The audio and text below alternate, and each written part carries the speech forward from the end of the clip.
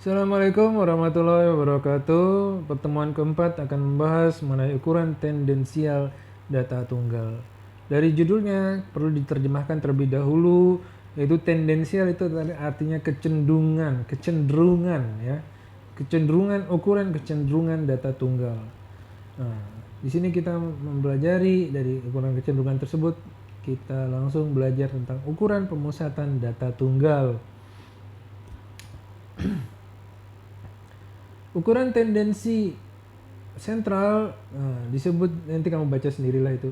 Ukuran pemusatan data tunggal intinya adalah nilai yang data itu cenderung akan mengarah ke situ. Ini jumlahnya. Nilainya itu akan mengarah ke situ. Jadi namanya ukuran rata-rata gitu ya. Ukuran rata-rata itu kalau misalkan kamu melihat adanya fluktuasi harga bensin. Nah, dia dari 2.500 per liter ke 6.500 per liter ke 8.500 per liter sampai dengan 10.500 per liter. Kemudian kalau kita mengikuti harga pasar maka dia akan berfluktuasi, dia akan turun lagi ke 5.000, kemudian fluktuasi ke 8.000, 7.000. Nah, selama 1 tahun itu dia harga rata-ratanya berapa? Kita ketemu harga rata-ratanya 6.500, maka kalau kita kumpulkan semuanya maka data tersebut sebenarnya dia rata-rata dan dia akan menuju ke angka 6.500. Dia akan sering menyentuh angka 6.500 karena itu adalah rata-rata dari seluruh harganya. Kalau misalkan juga kamu membayangkan ada bola basket yang ketika dihempaskan ke bawah dia akan membal ke atas, maka tingginya itu akan bervariasi.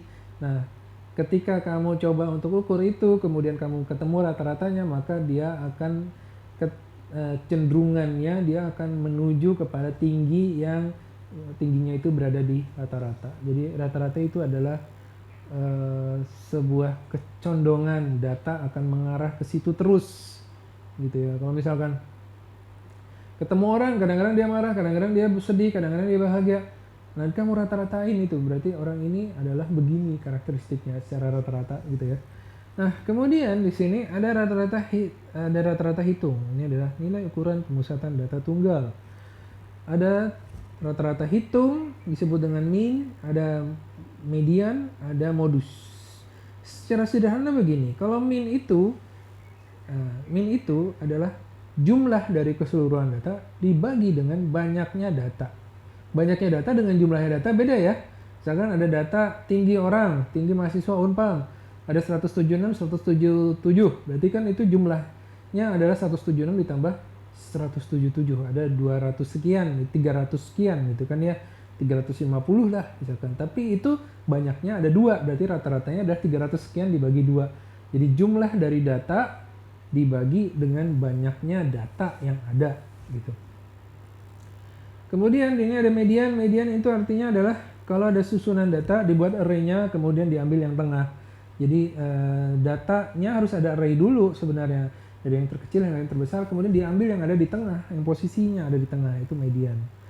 Kemudian modus itu adalah data yang paling sering muncul atau kita ketemu 90. Misalkan kita jalan nih dari rumah ke swalayan. Kita ketemu sama orang itu lagi, ketemu sama orang itu lagi.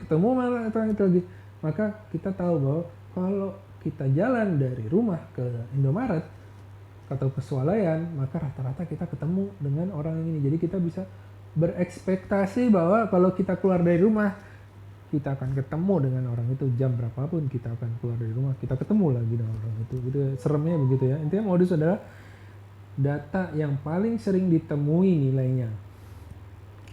Kemudian ada hubungan antara rata-rata, median, dan modus. Yang dicari adalah hubungan yang simetris. Kalau dia hubungan yang simetris, berarti ini kita preferable. Kita senang dengan hubungan yang simetris gitu ya. Berarti median sama dengan modus sama dengan mean. Mean, median sama dengan modus.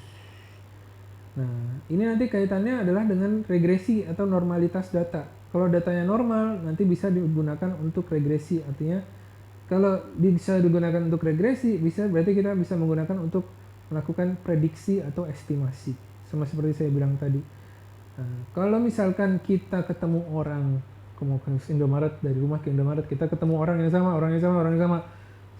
Kita hitung min, median, dan modusnya, ternyata dia sama, min sama dengan median sama dengan modus, maka itu artinya simetris. Maka itu berarti kita bisa membuat garis regresi.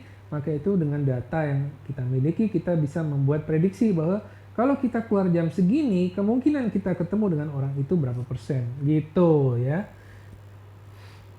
Kemudian ada berbagai cara menghitung rata-rata. Nanti kamu ini adalah intinya rumusnya aja sih sebenarnya.